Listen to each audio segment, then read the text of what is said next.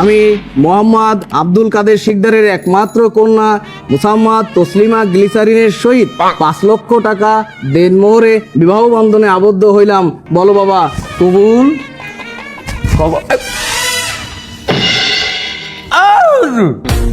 আপনি খালি মাইয়ের কাবিনের কথাই উল্লেখ করলেন, কাকা পোলার কাবিনের কথাটা উল্লেখ করবেন না? আমার পোলারে হেরা কত কাবিন দেবে এটা উল্লেখ করবেন না? দাদা, আমার বুঝলাম না বিষয়টা, পুরুষের তো কাবিন হয় না। ও কে না কইতে হয় না?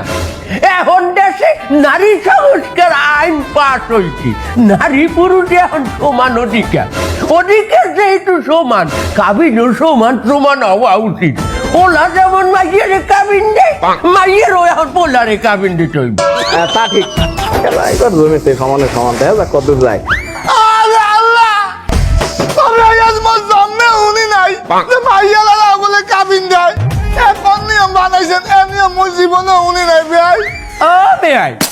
আপনার জন্মে আপনি যা না দেখছেন, এই জন্মের নারী মধ্যে এই সব জিনিস দেখতে আসেন না।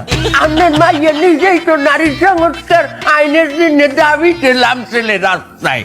তার এখন ওরে যদি আমার পোলারটাকে বিয়ে দিতে হয়, আমার পোলারও সমান অধিকার দিতে হইবে। কাবিন আমার পোলায় 5 লাখ দেবে, আপনার ভাইও আমার পোলারে 5 লাখ দেবে। আন্দোলন মারাইতে রাস্তায় নামছিলি, এটা মনে চলে না? তোর নাম মারিয়া আমার এই দিনটা আমার দেয়া লাগলে তুই রাস্তায় আন্দোলন মারাইতে নামছো, আর এই 5 লাখ টাকা দেবে কিনা খাবি? তোর মা এগিয়ে দেবে। জন্ম দিয়ে আসছি এত ছোট কালে, এমনি গায়ে যদি বাজিয়ে লাইতাম তাহলে এই দিনটা দেয়া লাগবে না। আচ্ছা, যাই হোক, আইন সবার জন্য সমান, যেহেতু একটা আইন করা হয়েছে, এখন আমরা এর বাইরে যাইতে পারবো না। 5 লাখ টাকার মধ্যে হইবে, খরচ করে দিব, তোর মায়েরও লই যাবো খরচ করতে। আচ্ছা বলো, যে বরকেও 5 লক্ষ টাকা দেনমোহর ধার্য করিয়া এই বিবাহ সম্পন্ন হইল?